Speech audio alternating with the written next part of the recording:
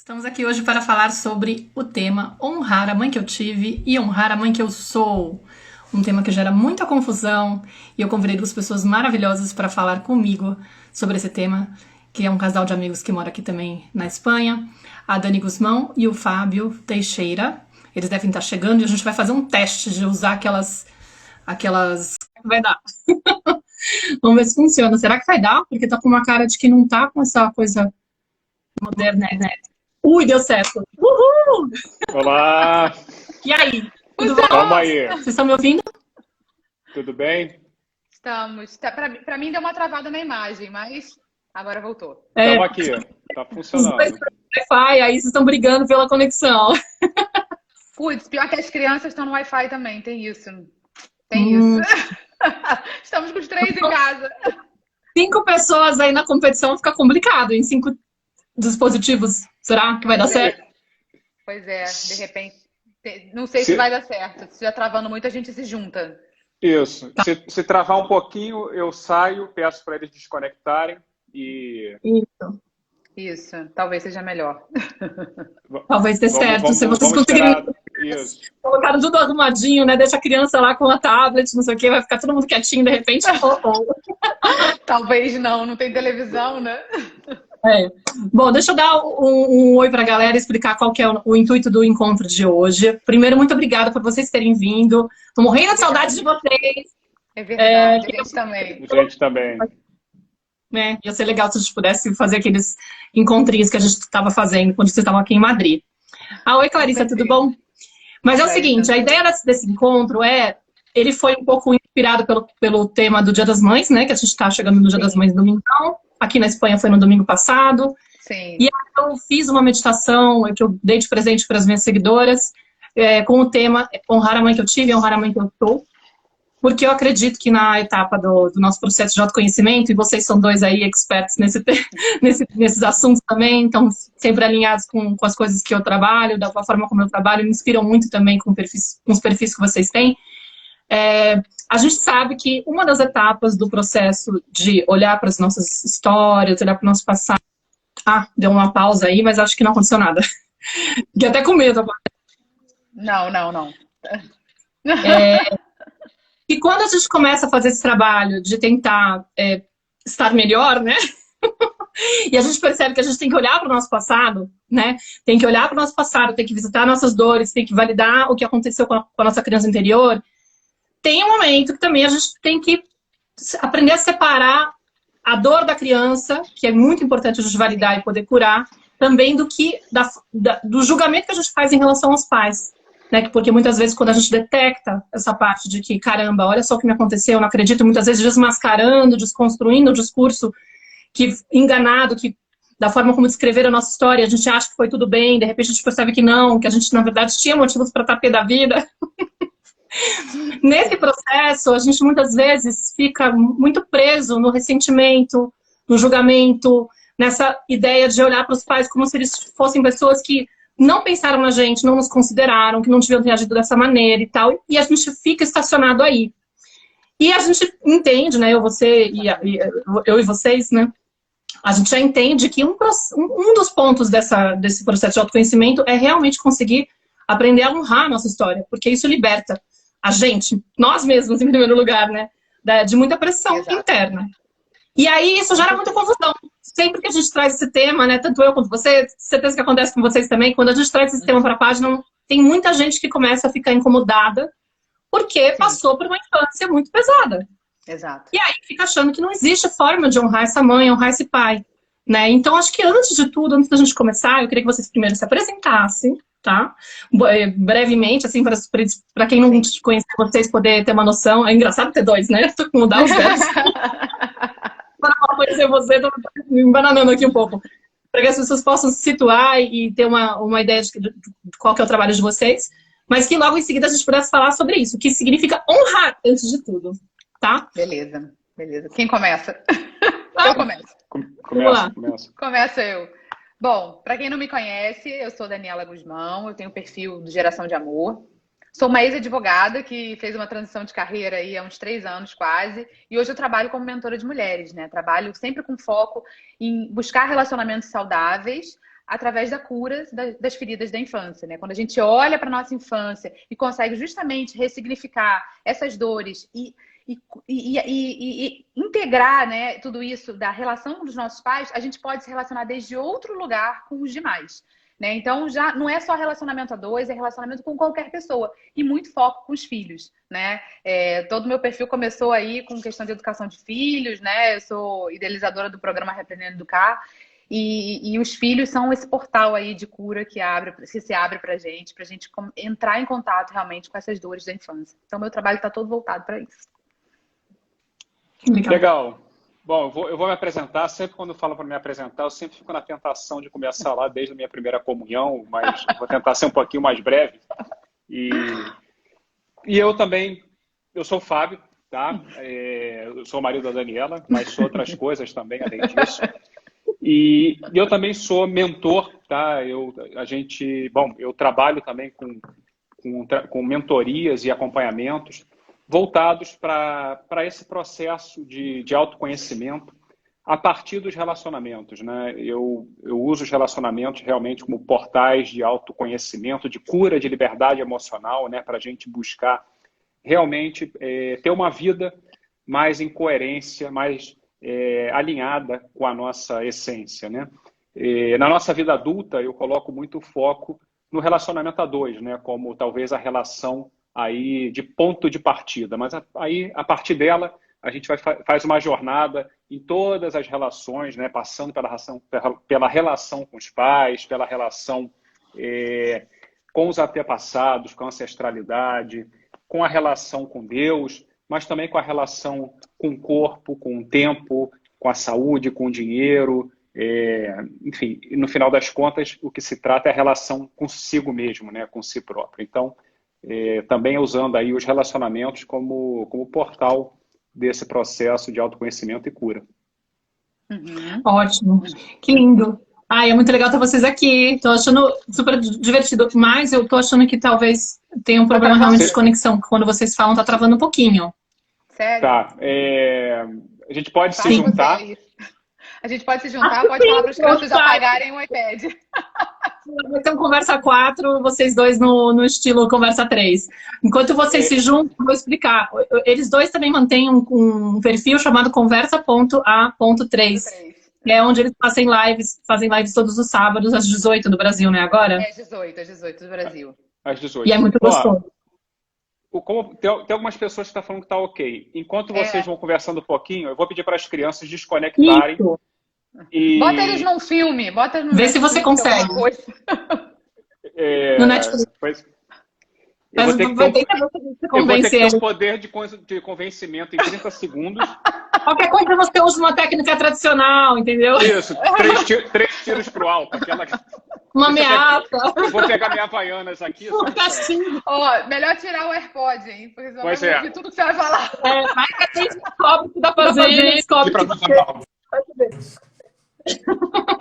Mas esse é o ponto. É muito importante a gente aprender que a gente pode errar, né? Sim, com as crianças. A gente pode errar com os filhos. Esse é o ponto da live. Com certeza. A gente pode ir começando, se você quiser. A gente pode começar. Eu acho que o ponto que a gente poderia começar a explorar, Flor, é tentar explicar o que a gente quer dizer por honrar os pais, né? Na verdade, até explicar, acho que agora não lembro se eu falei disso agora com você, só pelo áudio que eu te mandei, eu cheguei a falar aqui.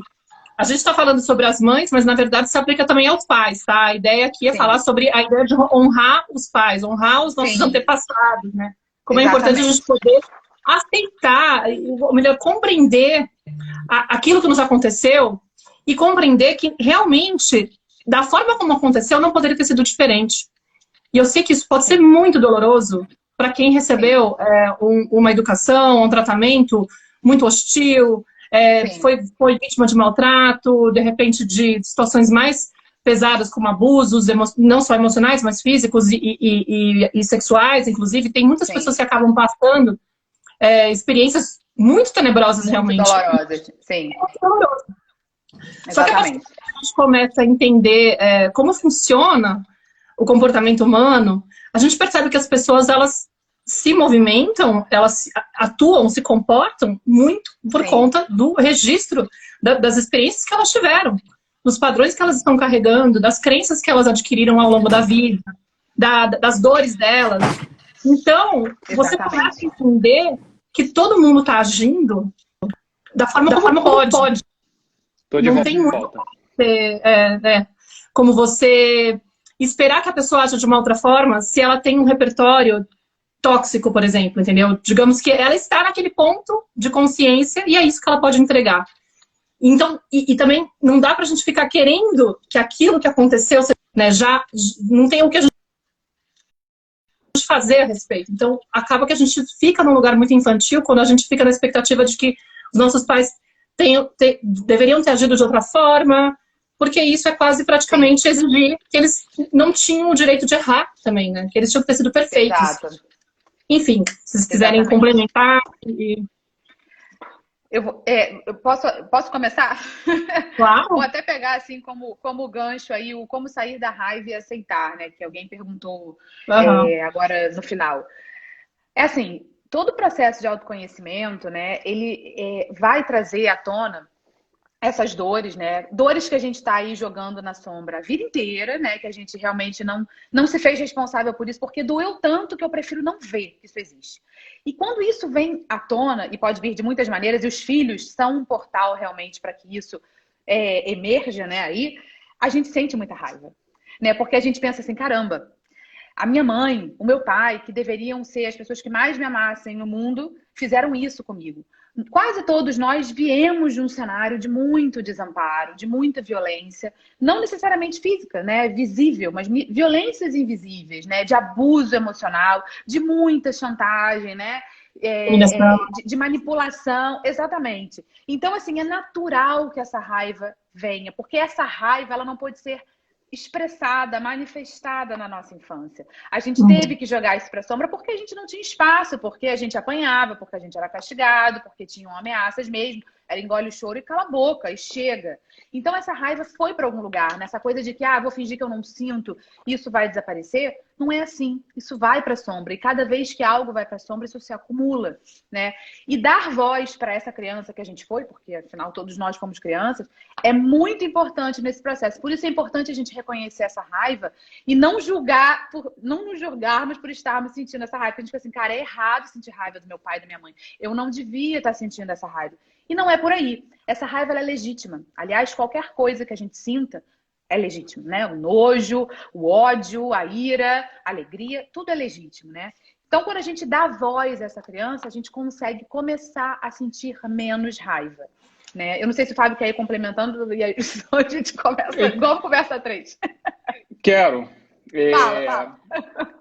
Não, então, quero complementar exatamente. Assim, eu acho, complementando exatamente, né? Então, um pouco em função do que vocês estavam falando, eu queria adicionar exatamente assim, que a raiva, em primeiro lugar, é legítima, né? Mas a gente precisa também aceitar essa raiva, acolher, não julgá-la, mas também, por outro lado, pela primeira vez, talvez, nos colocarmos numa posição de adultos, né? Logicamente, quando a gente tem 2, 3, 5 anos, 7 anos, somos crianças realmente, né? E ali a gente vive essas situações, muitas vezes, de violência, desamparo, desde uma posição de criança. Só que nós crescemos e essa criança continua aqui dentro de nós feridas, né? Mas talvez agora a gente possa começar a desenvolver recursos como adultos para até curar essa criança e também conseguirmos nos emancipar emocionalmente dos nossos pais, né? E acho que o primeiro passo primeiro, acho que ter essa consciência, né, que nós somos adultos. Não podemos passar o resto da vida esperando que os nossos pais tivessem sido de uma maneira X, Y ou Z, né? E quando eu tenho raiva dos meus pais, no fim das contas, ou quando eu mantenho essa raiva até hoje, no fim das contas, eu continuo desde uma posição infantil, numa posição de vitimização, numa posição de controle. Por quê? Porque eu acho que eles deveriam ter sido de outra forma. Eu acho que eles deveriam ter me amado de outra forma. Eu acho que eles deveriam ter me reconhecido mais, né? E meus pais vêm de histórias tóxicas, né? Eu sempre brinco não, eu falo sério, né? Porque assim, Fábio, é igual aqueles filmes americanos, assim, 2021, maio, século 21, né? Século 21, Fábio, 24 horas no autoconhecimento, trabalha com isso, não sei o quê, não sei quantos livros, não sei quantos cursos, não sei o quê. E sou um pai tóxico, quer dizer, eu com os meus filhos acabo sendo um pai que também passo a minha programação para eles, acabo sendo, de certa forma, um pai tóxico, o que dirá os meus pais que vêm de uma outra geração, num outro contexto e por aí vai, né? Então, não é justificar a toxicidade dos meus pais, mas é compreender, né? Então, acho que a compreensão é o primeiro ponto, que aí eu aceito essa raiva em mim, compreendo isso neles, né? Então, eu solto esse controle, portanto, aí eu começo a sair dessa posição de vitimização, esse sofrimento, começo a me emancipar e também eu acho que, por outro lado, também é importante realmente esse movimento de também acolher essa raiva no sentido de questionar os meus pais, né? Eu sempre também faço uma citação, eu até brinco no Conversa 3, Padre Fábio, né? Mas tem uma passagem da Bíblia, que é Lucas 14, que fala assim, né? Sempre em segunda pessoa do plural, né? Vós, que não sei o quê, mas basicamente Jesus dizia assim, aquele que não odiar os seus pais não é digno de vir até mim. E odiar os pais não quer dizer que eu tenho que ter um ressentimento com relação aos meus pais, não é isso. Eu simplesmente tenho que questionar a programação que meus pais me passaram e que não me servem, mas não desde o julgamento, não desde o ressentimento, mas desde talvez fazer aquilo que eles mesmos não puderam fazer, né? Acho que é o que nós aqui estamos buscando de alguma forma. Escolher, né? Diferente. Eu acho que tem um ponto, Fábio, que você está falando que é importante a gente trazer também. Ai, desculpa. Eu achei que você tinha parado, desculpa. Ui, falhou. Pode falar. Não. Pode falar. Tá. Não, é que tem um ponto que é uma outra confusão que acontece, né? Que quando a gente fala dessa história de honrar, muita gente interpreta que significa que eu tenho que fazer duas coisas, né? Que elas interpretam. Eu tenho que fazer... Repetir, né? Repetir o que meus pais fizeram, que seria uma forma de ser fiel a eles. Então, eu vou estar provando que eu aprovo eles, né? Como eu tenho que aprová-los, né? Então, uma forma de eu demonstrar isso seria educando da mesma forma. E aqui, é totalmente oposto do que a gente está falando. Não é por aí. A gente tira a força, a gente tira o aprendizado daquilo que veio, né? Recebe aquilo que a gente teve dos pais e, a partir daí, a gente tem total liberdade para seguir um outro caminho. A gente não precisa repetir para demonstrar essa ideia de que a gente está, digamos, em paz com o que aconteceu, entendendo que aquilo que aconteceu deveria ter acontecido dessa maneira, que não poderia ter sido de outra forma, né? Agora, e aí a outra coisa também muitas pessoas interpretam que esse honrar os pais, aceitar o que recebeu, significa que eu tenho que manter o convívio com essa pessoa. E às vezes, esse convívio não é sustentável. Não. Porque, de fato, estou diante de uma pessoa que pode ser extremamente tóxica, pode ser narcisista, por exemplo, e aí não tem lugar de você, não tem nem como você gerar a expectativa de que essa pessoa mude. Então, a ideia que a gente quer passar também é assim, o que você tem que aprender nesse processo é aceitar os pais que você tem, entender que eles são como eles são, que você não tem como mudá-los. E, às vezes, significa aprender a colocar um limite. Você, como adulto, você tem todo o direito de falar, eu não quero conviver com essa pessoa, porque esse relacionamento é tóxico para mim, não me faz bem. Muitas pessoas não conseguem chegar nesse ponto, se sentem traidoras, se sentem injustas, se sentem culpadas, enfim, entra num mecanismo que também a própria dinâmica entre essa mãe e esse pai com essa criança foi estabelecida e essa pessoa não consegue sair disso. E também tem esse endeusamento, né? Esse lugar, esse pedestal onde a mãe está na sociedade, que muitas vezes a gente não se sente no direito de tirar ela desse lugar e fala, não, é inconcebível um filho se recusar a ter convívio com os pais. Né?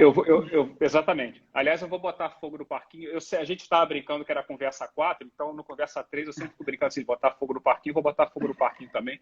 E vou dizer assim, exatamente isso que você falou. E até eu acho assim, por exemplo, né? Eu acho que, lógico que há muitos, eu diria até de certa forma, né, pais tóxicos, entre aspas, né? De certa forma todos nós somos. Por quê? Porque todos nós, de alguma forma, vamos influenciar os nossos filhos, vamos passar as nossas feridas, e isso faz parte, é evolutivo, né? Acho que isso faz parte da nossa evolução até como espécie, né? Então, perfeito, e cabe aos nossos filhos questionar isso e curar isso, né? Então, acho que aí há um processo evolutivo. é verdade que há pais que são muito tóxicos, né? Aí é quando há algo disfuncional realmente, algo que é fora do, vamos dizer assim, do padrão, fora do aceitável, né? O que talvez não seja, o que talvez muitas vezes eu questiono, e aí eu estava brincando de botar fogo no parquinho, é muitas vezes a gente usar isso como uma espécie de salvo-conduto para eu continuar na minha posição de vítima. De vítima. Por exemplo, minha mãe é narcisista, e aí eu uso isso como um salvo-conduto para eu justificar uma série de coisas na minha vida e sempre repetindo isso. E eu não quero dizer que minha mãe não seja narcisista, e será, e a convivência com ela será impossível. Agora, e com certeza você tem sequelas disso, né? Mas isso também mostra, de alguma forma, a minha própria jornada, né? Isso mostra também aspectos meus que eu preciso amadurecer. Isso mostra aspectos meus, isso mostra a minha própria toxicidade.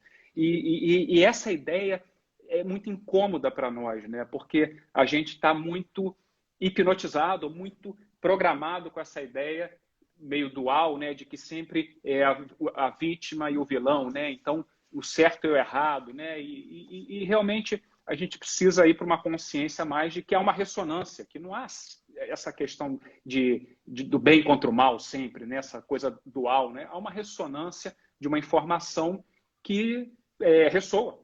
E, portanto, eu estou sempre ressoando com alguém. Então, se eu lido com pessoas tóxicas, é porque dentro de mim também há uma certa toxicidade, né? E a gente tem que se abstrair de julgamentos, até morais, muitas vezes, né? Então, assim, então quer dizer que eu sou assim, que eu sou assim. Não, isso mostra que há aspectos em mim que eu posso exatamente evoluir, né? E essa realmente é a nossa jornada de crescimento, de evolução. Mas, para isso, a gente precisa realmente fazer algo que é muito difícil, que é abrir mão desses julgamentos, né? Abrir mão desses ressentimentos, abrir mão desse controle, né? E quando é com os nossos pais, porque essa relação tão visceral, né, que a gente tem, é mais difícil ainda, né? Porque ali a gente está eternamente com esse cordão umbilical aí atado, né? E custa romper isso. Quer falar, Dani? Quero.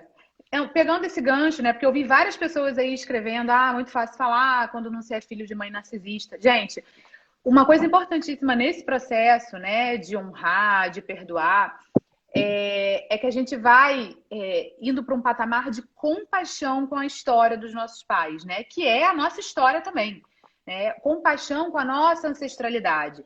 E quando tem muita gente que está no racional, você vê as pessoas repetirem essa frase: não, os meus pais fizeram o melhor que eles podiam com as ferramentas que eles tinham. Todo mundo repete isso, mas isso está só no racional, porque a gente é o primeiro a abrir a boca para julgar os nossos pais. Então os seus pais para você não fizeram o melhor que podiam, porque você continua julgando e espelhando neles questões que são suas, porque agora a gente é adulto, a gente já não é uma criança sem recursos para poder combater esse desamparo, essa violência. Hoje nós podemos escolher fazer diferente. E os narcisistas, né, como existem muitos traços diferentes de narcisista, eles vêm de uma história gigantesca de desamparo. Provavelmente são pais de narcisistas também, né, que são os nossos avós, que provavelmente eram muito piores do que os nossos pais foram pra gente. E essas pessoas, elas param ali, não, porque tem muita gente que acredita, não, a pessoa nasceu ruim. E eu não acredito nisso. Simplesmente não acredito nisso. Isso é interessantíssimo. Perdão. Eu te interrompi. Sim. Porque por algum momento eu achei que a gente estava aqui na mesa da cozinha. Conversa 3. Eu quero muito voltar para esse momento. Então, vou visitar vocês na Galícia. Ótimo. Isso, vem. Então, isso é interessante. Desculpa ter interrompido, mas a gente não pode deixar de falar exatamente isso, porque aqui há uma informação transgeracional que é passada. Sim. Em algum momento alguém tem que matar a bola no peito, botar no chão e fazer diferente. Exato. E realmente quando eu tenho uma mãe narcisista, não foi de repente por acaso, e eu tô matando a saudade do Conversa 3, que é uma semana que a gente não faz. Eu tô pegando todos os meus tickets do Conversa 3 e falando aqui, tipo, não foi, e eu tô reconhecendo. Não foi por acaso, porque assim, minha mãe é narcisista, que azar. Assim, há uma repetição transgeracional. Assim Sim. como a Maíra estava falando no início de questões até mais talvez mais intensas, a gente pode até entrar em algumas delas, né, quando acontecem no seio familiar, mas questões mais difíceis, complexas, e realmente são questões dolorosas, mas essas questões também trazem à superfície uma dinâmica que se repete de geração em geração.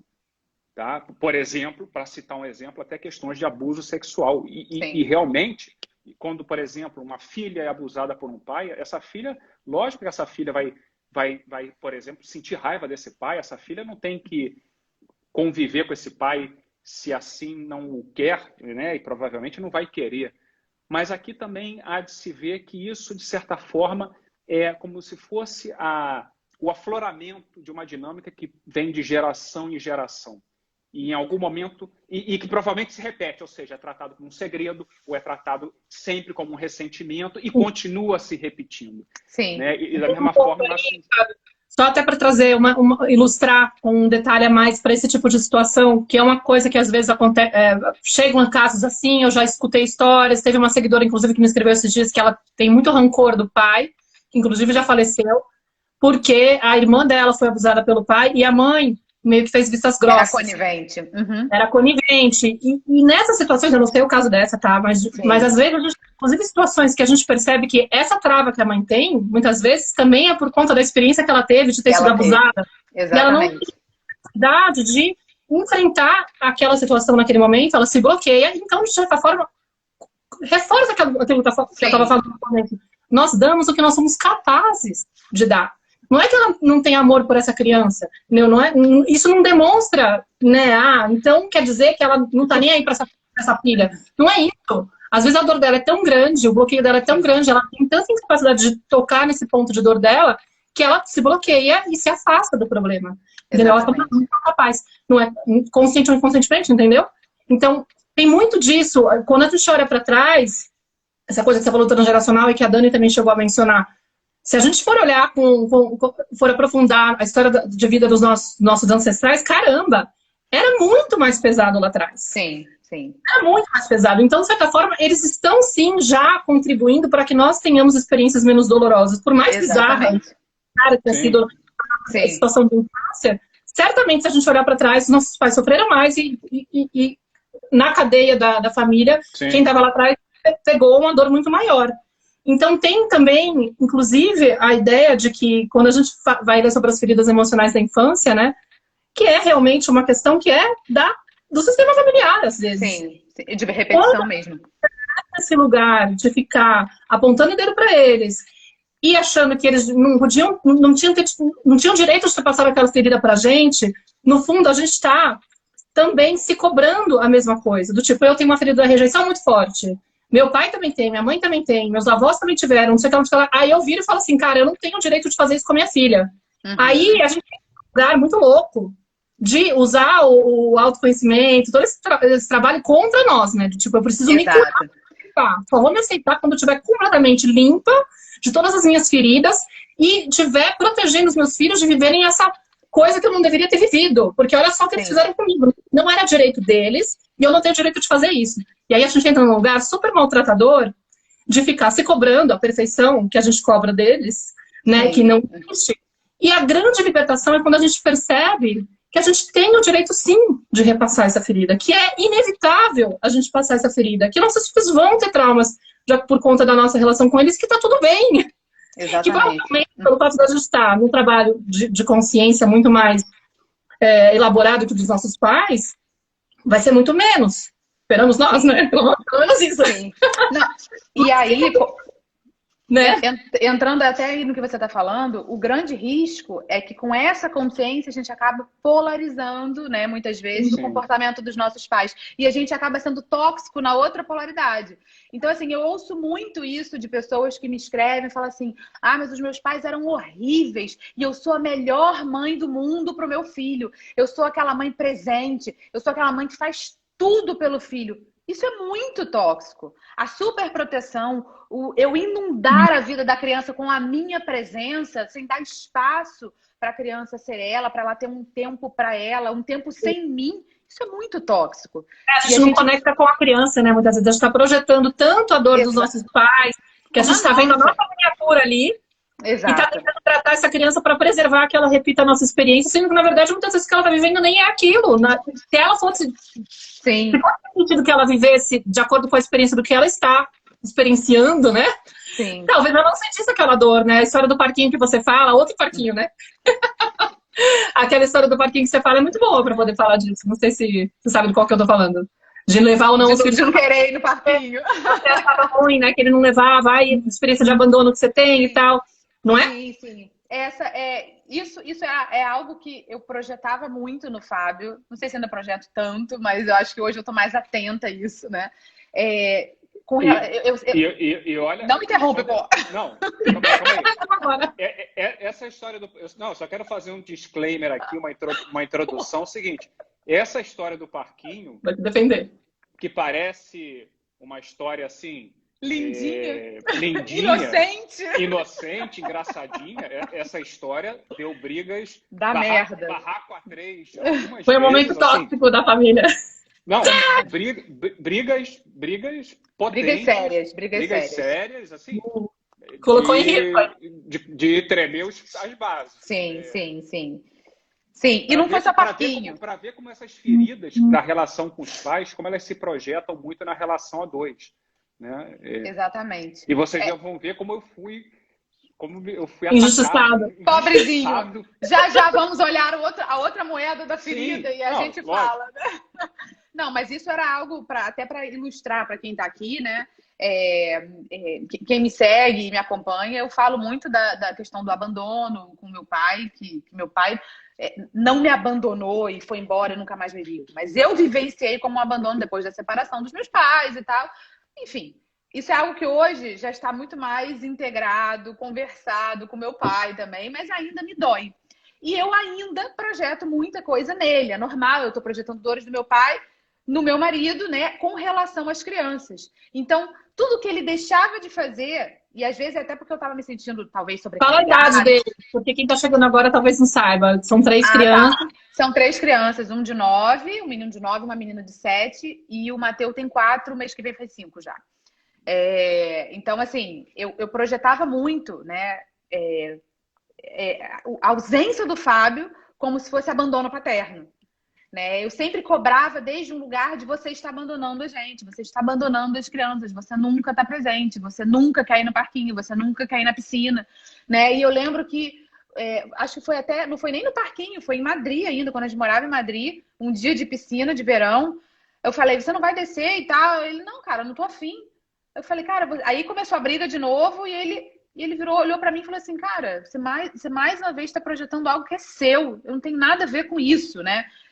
Que também não quer dizer que ele esteja super presente, mas que a dor é minha e não necessariamente as crianças estão vivendo desde um abandono. Que continua sendo uma interpretação em todo caso. Claro! Vai ter uma DR. Não, espera, eu estou falando. Não, mas logicamente diz, lógico que tem, sem dúvida, que é uma ressonância, tem as minhas feridas, tem as minhas histórias, e eu vou depois eu falo disso. Calma.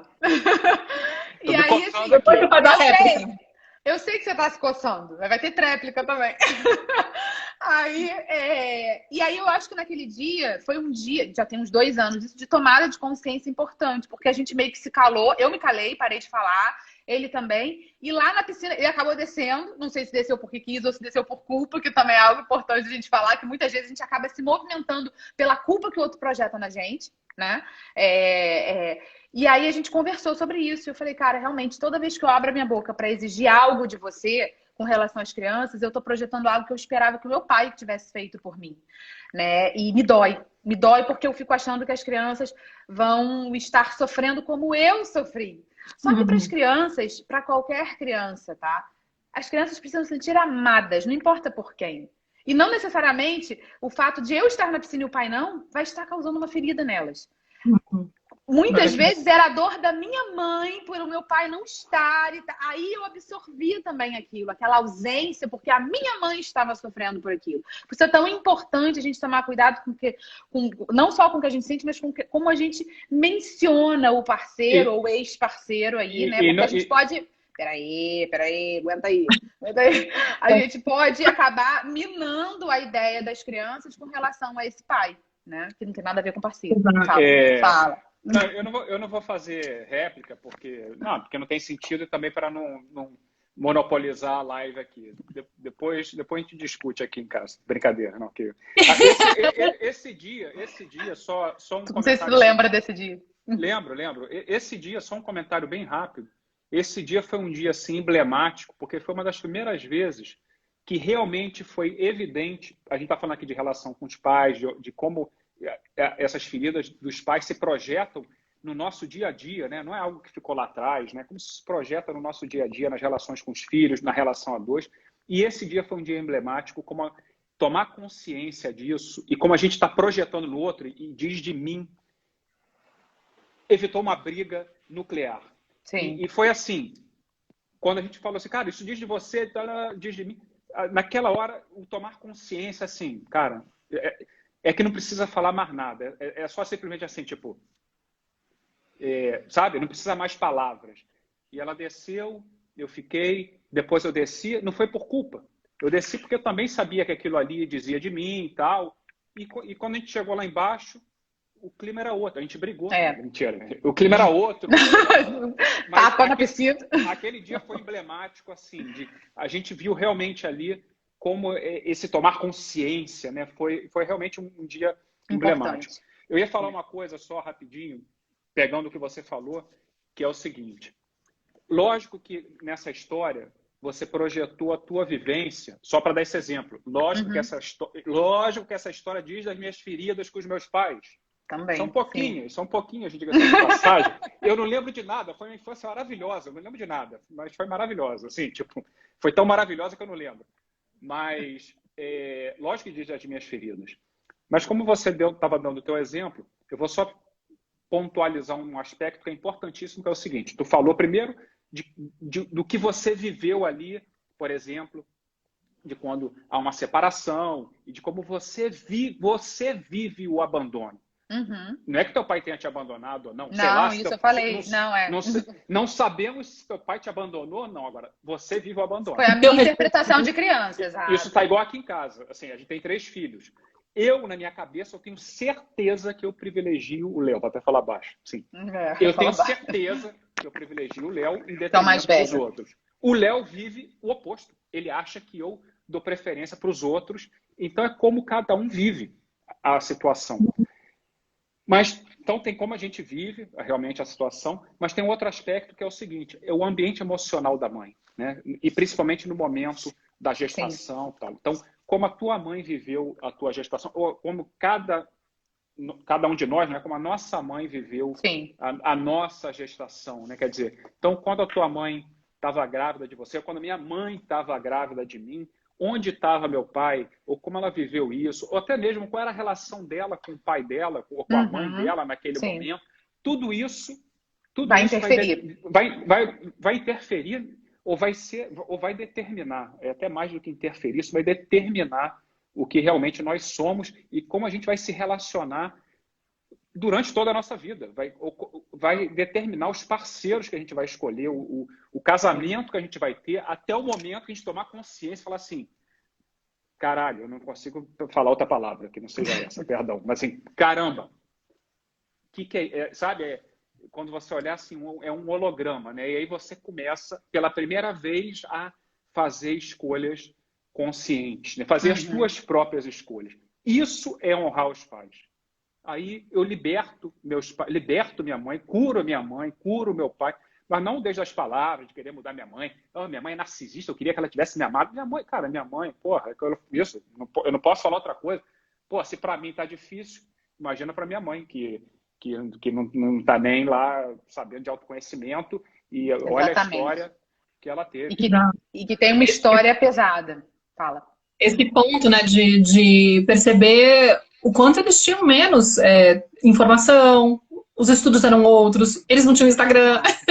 Aqui, tipo, trocando, vendo live com o Fábio e com a Dani, com a Maíra, pra querer saber como será essa parada de honrar os pais, né? O que será que eu tenho que fazer para olhar para dentro? Não, era outra. Gente, era outra geração. E era muito diferente.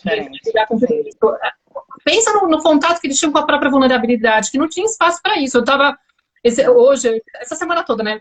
Faz 10 anos que minha mãe faleceu, agora completou na segunda-feira dessa semana. Então eu tô super, imagina, entre Dia das Mães na Espanha, Dia das Mães no Brasil, aquela coisa, né? A semana daquela avalanche. E hoje eu vou gravar um podcast com a Clarissa sobre música. E a gente vai falar como pai e tal. E música, pra mim, é um grande legado, assim, da minha mãe, né? Então eu tô visitando muita coisa sobre os meus pais e tal. E, cara, até me perdi. Tocou aí nas mexidas. Eu tava falando que Tá falando de honrar, peraí, a gente vai de honrar. E aí eu tô olhando. Né? Então, aí eu tava pensando assim, na minha mãe, ela era uma pessoa que tinha muita dificuldade de mostrar a vulnerabilidade dela. Ela era uma pessoa assim que você olha pra ela e fala, nossa, que pessoa forte, né? E uma das coisas que eu lembro, por exemplo, que eu provavelmente vou falar disso no podcast, é que quando ela descobriu que estava com câncer, que ela não ia ter mais como sobreviver, porque não tinha cura, os médicos falaram, não tem cura. Ela ficou 3 anos em tratamento, mas sabendo que não ia ter solução. Não pôde operar, porque já estava com metástase e não tinha o que fazer. Então a gente ficou naquele stand-by, quando é que vai, quando é que vai. E nisso ela tentou levar uma vida meio normal, né, dentro do que podia. E teve um aniversário que a danada fez um encontro num bar e decidiu fazer um show, porque ela gostava de cantar. E foi cantar pra família, pros amigos, chamou todo mundo. E lá ela vai e começa a cantar uma música do Gonzaguinha, falando que viver amar valeu. Tipo, fazendo aquele puta num tipo, meu, vamos aí, entendeu? Vale a pena. É uma bosta, você vai morrer, mas é isso aí, vamos aí, entendeu? E se olhar pra aquela mulher, você falava assim, meu, como é que pode? Enfim, era uma pessoa que, assim, no berço, ela aprendeu desde cedo que chorar não era algo legítimo. Por quê? Porque ela era 10ª de 13 filhos. E aí, a minha avó, coitada, devia fazer uma coisa que durante 20 anos ela teve entre a primeira e a última gravidez, eram 20 anos. Devia ser praticamente uma coisa assim, né? Tipo, divididinha tudo. E as irmãs dela mais velhas estavam cuidando dela para poder fazer ela dormir, coisas assim. E parece ser que, sem querer, não sei qual que é o contexto, derrubaram ela uma vez do berço e ela parou de chorar. Né? Tipo, e aí elas encontraram a fórmula secreta, porque elas juntam loucas pra sair pra brincar, sei lá. Então, tipo, a minha mãe começava a chorar, o que elas faziam? Derrubavam ela do berço. Nossa. Imagina uma pessoa que tem uma experiência dessa, tipo, na hora que eu mostro a minha vulnerabilidade, que eu entro em contato com a minha necessidade de atenção, de colo, de o que seja, qual que é a resposta que eu tenho? Cai, sim, né? Tipo, queda livre, tipo, perigo de morte, sei lá qual que é a sensação que o bebê vai ter. Mas ela simplesmente não tinha facilidade para mostrar essa parte dela, né? Ou olha assim, uau.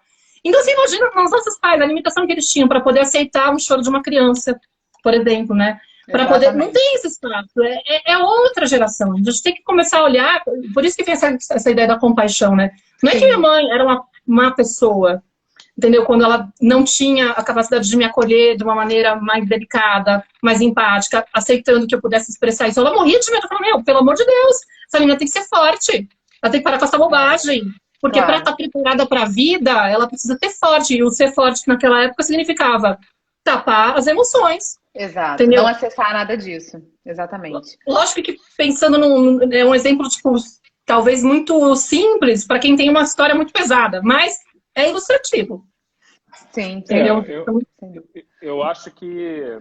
sem dúvida, sem dúvida. Engraçado que, te ouvindo agora esse finalzinho, né, e tudo isso que você estava falando, né, 2 coisas que me vieram, né. Primeiro, você estava contando um pouco que fazem 10 anos, né, do falecimento da tua mãe, né, e quando realmente a gente tem um pai falecido, eu felizmente, né, eu tenho meus 2 pais vivos, e sei que muitas pessoas têm os pais falecidos, né, e sempre vejo isso, né, como mais uma lição dos nossos pais, né, porque realmente quando o nosso pai, ou qualquer pessoa, né, morre, vejo como um ato de amor, né, talvez a maior lição de amor que há é a própria morte, né, porque aquela é o ato final, ou o ato inicial, por um ponto de vista, que mostra realmente esse desapego a esse mundo da ilusão, a matéria, a esse apego. Porque tudo que a gente está falando aqui de sofrimento, de narcisismo, de controle, de não sei o quê, de não sei o quê, de não sei o quê, de não sei o quê,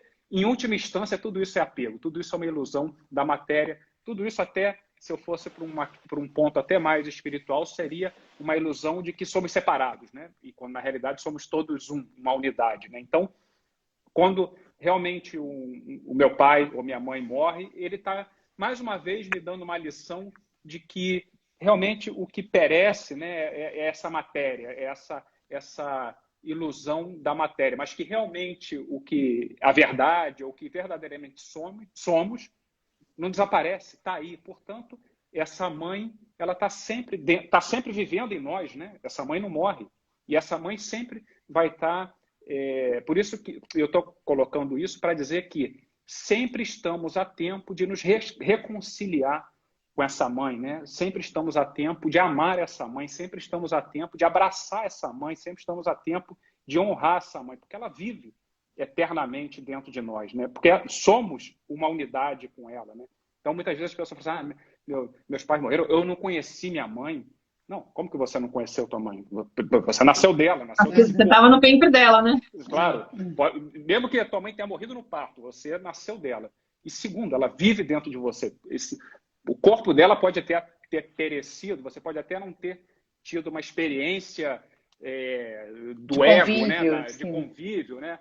Enfim, esse é o primeiro ponto. O segundo ponto, realmente, eu acho que eu já falei, quero repetir, porque realmente acho muito importante. Cara, honrar os pais é a gente viver a nossa vida. Exatamente. É cortar o se emancipar. É não ficar a vida inteira falando assim, que minha mãe é isso, meu pai é aquilo, que pop. Cara, beleza, já sei que eles são. Porra, eu também sou. Meus filhos vão falar isso, graças a Deus. É sinal que eles estão também questionando a minha própria toxicidade. Agora, vá viver a própria vida, vá brilhar, vá curar isso, vá dar continuidade a esse fluxo, a essa evolução. Reprogramar. Sim. Reprogramar. Evoluir também nesse aspecto emocional, Exato. espiritual, né? Então, a gente precisa, e acho que realmente isso é honrar os pais, né? A viver a própria vida. Sim. E eu estou dizendo tudo isso porque eu sei que tem muitas pessoas que estão atadas num cárcere com a relação com os pais, né? Na culpa de que, não só daqueles que têm que cuidar dos pais, mas daqueles que estão sempre, sei lá, que todo domingo tem que ir na casa da mãe quando não quer nem ir. Quando não quer ir. Ou daqueles que quando vão passar o Natal na casa dos pais, voltam depois há uns anos, né, quando comecei a estudar isso, depois comecei a reparar assim, que depois do Natal todo mundo volta ferrado. Eu falei assim, não, é que eu comi demais. Mas todo mundo volta com a barriga ferrada, dor na garganta, dor na... gripe, febre. Somatiza os próprios ressentimentos, né? Então, a gente está sempre nos relacionando preso nesses ressentimentos desde a culpa, né? E a gente não solta isso, né? E é preciso soltar. Isso que o Fábio estava falando, né, de honrar, que você também tinha mencionado a questão até da educação, né? A gente tem muito medo de desonrar os nossos pais buscando caminhos diferentes, né? Porque a gente acha que a gente está, de alguma maneira, eles vão se sentir julgados. E muitos vão sentir quando a gente muda, por exemplo, a educação dos filhos. Ah, não, agora eu educo de outra forma. Tem pais que questionam, falam, mas que isso? Né? Por acaso você está querendo mostrar que o que eu fiz está tudo errado? Então, tudo que eu fiz está errado. Foi horrível, você foi mal criado e tal. E a gente tem que ser forte para poder aguentar aí essa trombada aí que dão na gente, porque muita gente acaba querendo ser fiel aos pais, não sendo fiel a si mesmos. Se aquilo que meus pais me entregaram, né, já não faz sentido para mim, não está alinhado com os meus valores, com os meus princípios, eu posso pegar aquilo, agradecer por aquilo e falar, agora tá bom, eu vou reprogramar, essa programação já não me serve e agora eu vou passar adiante algo diferente. Então, assim, não, ó, se você se sente julgado, isso é um problema seu, mas eu não tô te julgando, eu agradeço por tudo que eu recebi, até porque tudo é perfeito e todas as experiências que a gente tem são fundamentais, necessárias pra gente evoluir, né? Então, aí sim a gente consegue sair do lugar de vítima, porque senão a gente tá no lugar de vítima. Ah, por que um é rico, o outro é pobre, tem isso ou tem aquilo, tem tal doença? A gente precisa de certas experiências para poder evoluir. Né? Então, eu agradeço isso que eu recebi, porque graças a isso eu pude chegar hoje e questionar isso e falar, eu vou fazer algo diferente. Talvez a experiência não tivesse sido tão dolorosa, eu não tivesse tido essa vontade de mudar, ou pego essa dor em benefício para outras pessoas. Tem muita gente que usa a sua própria dor da infância para trabalhar com crianças que são desamparadas em tal área. Ou seja, resolvem ressignificar isso e falar, cara, eu vou ajudar essas pessoas de uma outra maneira. Tipo, o meu passado eu não posso mudar, a minha história eu não posso mudar, mas eu posso ressignificar isso que aconteceu comigo. Porque, no fundo, o que aconteceu comigo não é porque eu sou uma pessoa ruim, porque eu não mereço amor, porque eu não sou merecedora de atenção, porque isso é o que a criança interpreta. Mas é porque os meus pais, por conta da história deles, não tiveram a capacidade de olhar para mim acima das dores deles, né, me entregar outra coisa, mas eu posso me entregar. E essa ressignificação vai significar aí, vai ter como resultado eu me relacionar de outra forma comigo mesmo. E a partir daí eu posso me relacionar desde outro lugar com todas as pessoas, inclusive com os meus filhos. Não, e acaba que é um trabalho que a gente resgata o nosso poder pessoal por conta dessa experiência. Exatamente dessa experiência que sai a nossa maior força, o nosso maior aprendizado, às vezes, ou até a percepção do nosso propósito de vida, missão de vida. Nossa, é o que você falou, né? Muitas vezes, sei lá, de repente passei por uma situação de abuso e o fato de eu ter superado essa questão por um trabalho muito intenso de autoconhecimento, sei lá, eu vou lá e falo, putz, eu posso, inclusive, ajudar outras pessoas que passaram por isso. Entendeu? E você pode transformar a sua vida por conta disso. Tem uma pergunta muito legal da Solzinha. Ouvindo tudo isso, não consigo compreender como pode acontecer de pais que não sofreram nenhum abuso tratar os filhos de tal maneira. Aí eu já caio na dúvida. A gente não sabe. Claro, a gente não sabe, até porque essas experiências muito dolorosas, o inconsciente apaga, bloqueia o acesso a isso pra gente não ficar sofrendo. Se eu acessar toda hora aquela dor, eu vou sofrer. Por isso que tanta gente fala, eu não me lembro da minha infância. Eu me lembro a partir dos 7, 8 anos. Que o primeiro setênio ficou bloqueado ali, que é justamente quando a gente cria, né, as crenças são introjetadas, a gente toma muitas decisões a nosso respeito, a respeito da vida. Por isso que é tão difícil a gente lembrar da infância, porque ela normalmente é dolorosa. Não, e eu acho que tem outra coisa também que a gente precisa desmistificar o conceito de família, a gente precisa desmistificar a relação com os pais, né? A gente tem uma certa visão meio infantilizada, né? Infantilizada talvez não seja a palavra. Romantizada. Romantizada. Eu ia falar boboca, mas aí boboca também não é uma palavra. Romantizada. Mas assim, a gente tem uma visão romantizada do que é família, né? E do que é a relação com os pais, né? Então, a gente precisa desmistificar isso. E por que eu estou falando isso? Porque toda família tem os seus abusos, todas. A questão é que algumas famílias sabem colocar isso mais escondido debaixo do tapete do que outras, né? Sim. Mas toda família tem seus abusos. E isso aflora em situações de violência, de sintomas físicos, de acidentes, de uma série de coisas que essa informação inconsciente reprimida, essa força inconsciente, ela vai buscar sair de alguma maneira, tá? Mas é importante a gente ter claro que toda família tem os seus abusos, seus traumas, seus segredos, Sim. né? Até porque, no fim das contas, se a gente for olhar com uma perspectiva mais ampla, somos todos uma única família, né?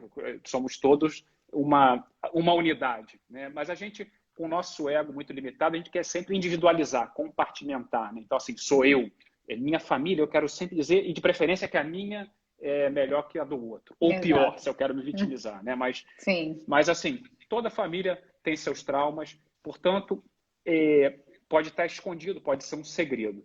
E como que eu vou saber isso se é um segredo? Olhando a minha realidade. A minha realidade, o que eu vivo, o que eu, Fábio, vivo, é um feedback claro da minha história cronológica e da minha história familiar. E eu preciso só querer enxergar.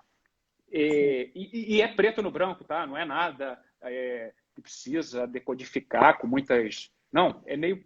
quando a gente realmente quer enxergar e às vezes cai a primeira ficha, de repente, assim, começa a cair ficha em sequência e as coisas ficam muito claras, né? E talvez a dificuldade maior é a gente vencer essa nossa resistência a enxergar a nossa realidade e ver o que ela diz de nós, né? E parar de projetar no outro. Por quê? Porque a gente passa sempre achando que o que a gente vive, Sim. a culpa é do outro, é do governo, é do marido, é da escola, é do não sei o quê, e por isso que a gente não enxerga a nossa realidade que ela diz de nós, né? Então, isso. Então, esses segredos que aconteceram, esses abusos ocultos que parece que não existiram, eles estão se manifestando na minha realidade, eles, de alguma forma, estão aí se expressando ou num sintoma, ou no meu casamento, ou na minha relação com meus filhos, ou algo que acontece comigo e tal. Eu só preciso querer enxergar, né? E, em primeiro lugar, saber que isso diz de mim, né? Ai, muito lindo, gente. Eu acho que a gente está. Deixa eu só ver que horas são. São 5 para gente, né? 5 para Não meio-dia no quero Brasil. mais o tempo de vocês, porque vocês estão aí com as 3 crianças aí, paulada, né? Mas eu queria que vocês. Bom, só para finalizar, eu tô com essa meditação que eu fiz de presente para o Dia das Mães. Quem chegou agora e não pegou o começo, saibam que ela está no meu canal do YouTube. Que se você tem um processo aí que você está vivendo, que talvez você esteja na etapa aí de tentar explorar essa ideia de que preciso fazer as pazes com a minha mãe, preciso aprender a honrar a minha relação com ela, essa meditação ela pode te ajudar. E eu acho que ela realmente, pelo feedback que eu tô tendo, mais de 1.000 pessoas já acessaram, estou recebendo muitas mensagens e comentários de ai, que maravilha, que não sei o que lá. E também tem pessoas que estão tendo dificuldade, porque talvez ainda não estejam nesse ponto da jornada, e tudo bem também. Sim. Acho que a gente tem que entender que são momentos, porque às vezes você ainda está no processo de aceitar a dor da tua criança e acolher a tua criança, e sentir toda a raiva que ela tem, deprimida e precisando só expressar essa parte, entendeu? Depois, daqui a pouco vem essa outra etapa de como que eu faço para me reconciliar com a minha história. Relaxa. Mas, se você está nesse ponto, querendo um pouco se aproximar dessa mãe e olhar para ela com mais amorosidade, saiba que isso pode não só melhorar a tua relação com a tua mãe, mas melhorar a tua relação com você mesma. Porque, vou pontuar de novo, vou trazer de novo esse tema. Se eu estou julgando os meus pais, eu simplesmente estou apontando o dedo para mim também, estou me cobrando um perfeccionismo, uma forma de viver a maternidade ou a paternidade, no caso do pai, com muita cobrança, achando que eu posso evitar o erro, e não é real. E achando que eu não tenho direito de repetir nada do que veio de lá de trás, porque o lado de trás foi muito absurdo, eu não concordo, eu não aceito, eu não quero, eu não queria que tivesse acontecido dessa forma. Então, a gente fica num lugar de ressonância com isso sem querer, né? Muitas vezes provocando até aquilo que a gente está correndo atrás de não fazer. Então, é interessante sim, tentar experimentar pelo menos. Se vocês quiserem essa ferramenta, vão lá pro YouTube para poder ver.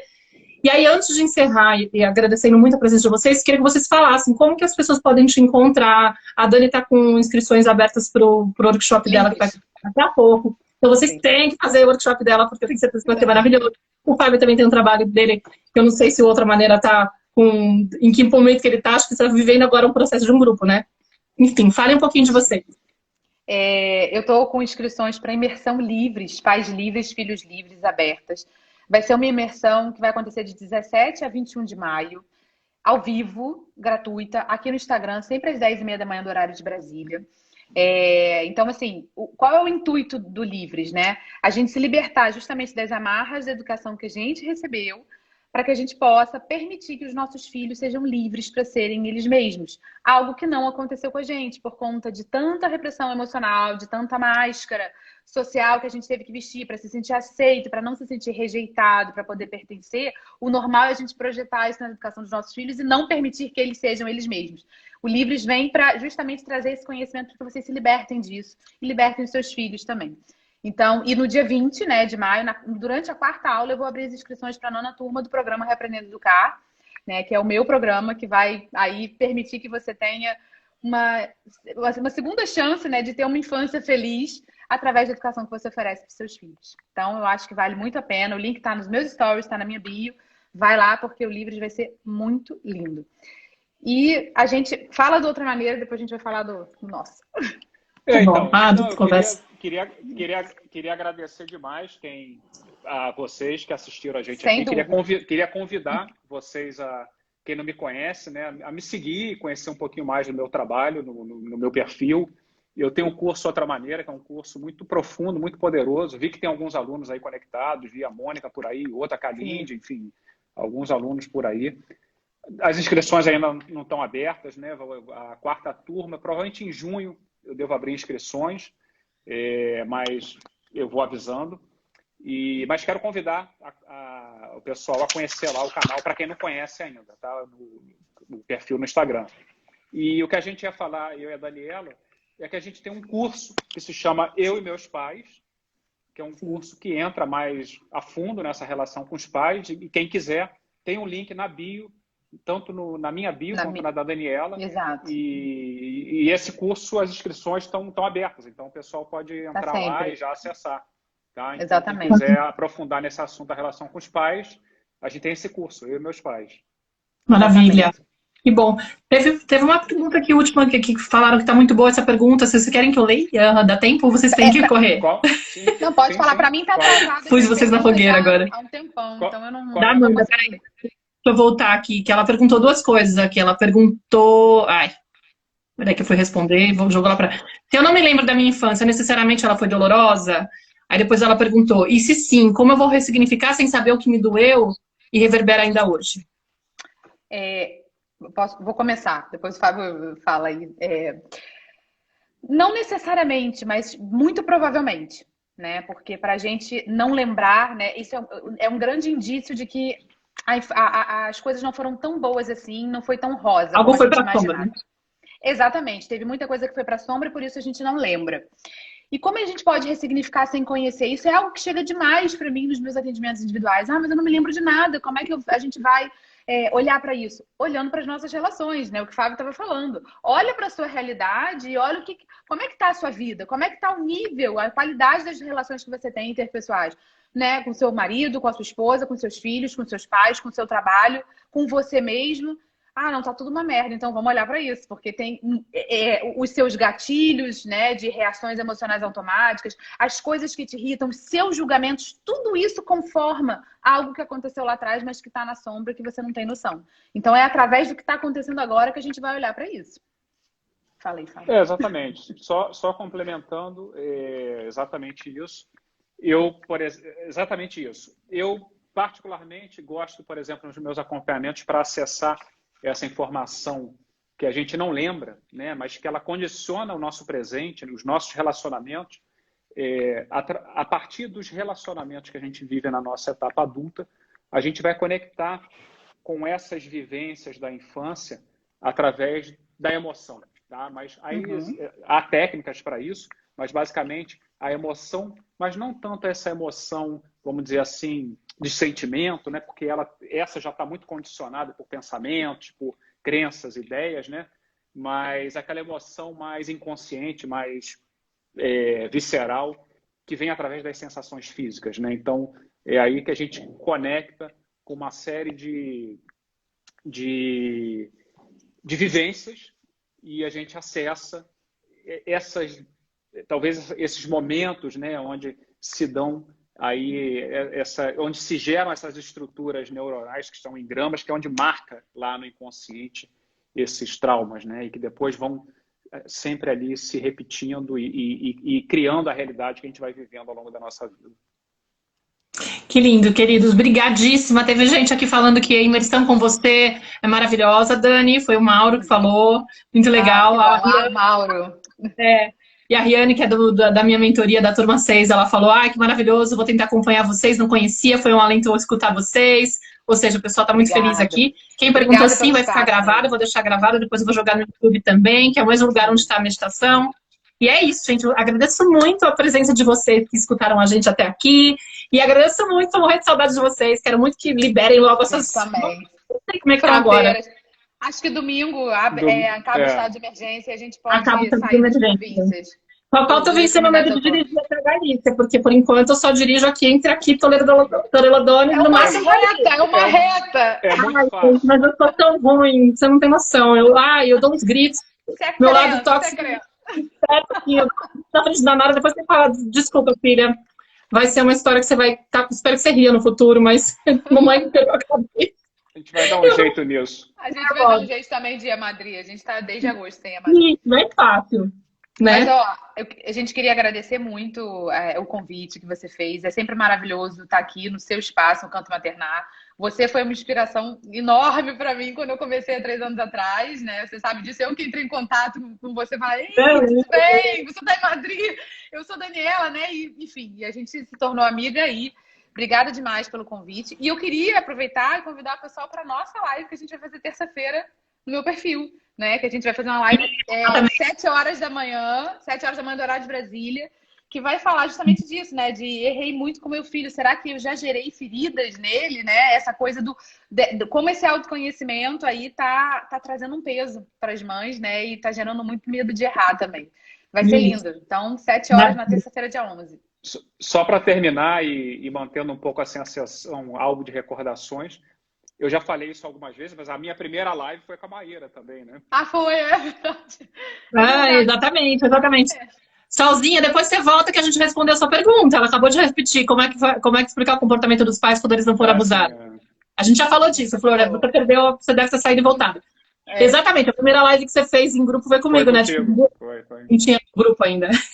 Eu lembro sim, foi maravilhosa. Acompanhei o crescimento do seu perfil, sempre incentivei, vibrando lá quando você e agora acho lindo que você tá bombando aí. E sempre é uma referência para mim, né? Porque sempre quando a gente marca de fazer alguma live, até essa semana eu falei assim, e eu sempre falo assim, pô, a gente tem que organizar a live, tem que fazer igual a Maíra, porque a Maíra sempre que organiza a live, ela contextualiza, sabe? Tem toda uma preparação que cria realmente pro assunto.